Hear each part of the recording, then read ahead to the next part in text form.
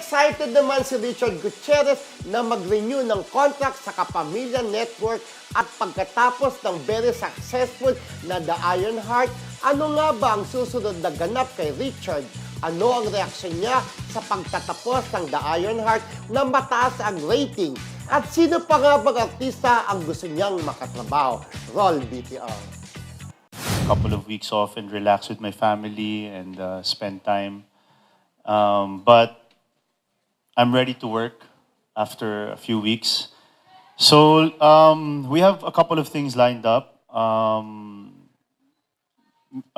For the teleserye, I think first quarter of next year. 2024. Yes. I think that's enough time for preparation, for planning.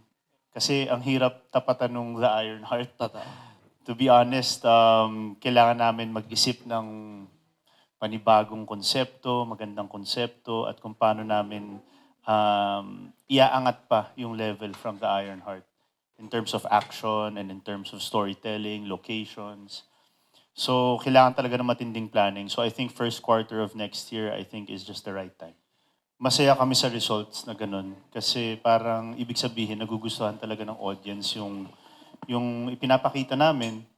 And, you know, I'm just proud na nakasama ko rin ng napakahusay na mga ibang aktor. Nakasama ko sa The Iron Heart. Very talented production team, directors, writers. So I'm very blessed to be working with a great team also. And gaya nga nung sinabi ko nung nakaraan naming MediaCon, we had to be fans of our own show. Kasi hindi siya madaling gawin. It takes a lot of hard work and sacrifice to create a show like that. I want to work sana with Miss Jody Santa Maria. She's a great actress. I haven't worked with her. I haven't worked with Gerald Anderson as well. I want to work again with Danielle and Catherine, you know, given the opportunity, or Donnie and Belle, one of those young love teams. So, madami pa akong hindi nakakatrabaho dito sa Kapamilya Network. Kim Chu also. So, sana mabigyan kami ng opportunity na magkaroon ng ensemble na project na makatrabaho ko yung mga magagaling at mahuhusay na mga artista dito sa Kapamilya Network. O, di ba? Alam nyo, itong Iron Heart, ito yung first na serye niya dito sa ABS nung lumipas siya na siyang bida. And in fairness, ang taas-taas talaga ng ratings nito, di ba?